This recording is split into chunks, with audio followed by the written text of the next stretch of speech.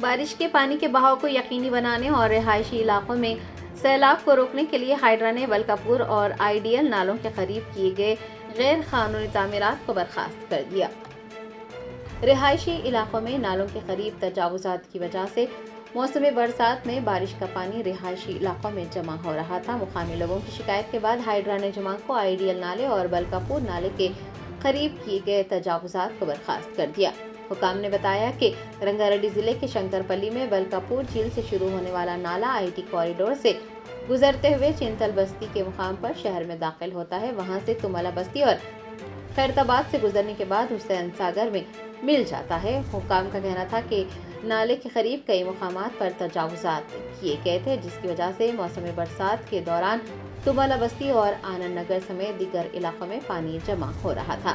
Hydra کی team نے function hall کی جانب سے تعمیر کی گئی باڑ کو بھی برخاست کر دیا اور دیگر تجاوزات کرنے والوں کو بھی تجاوزات ہٹانے کے لیے کچھ وقت دیا۔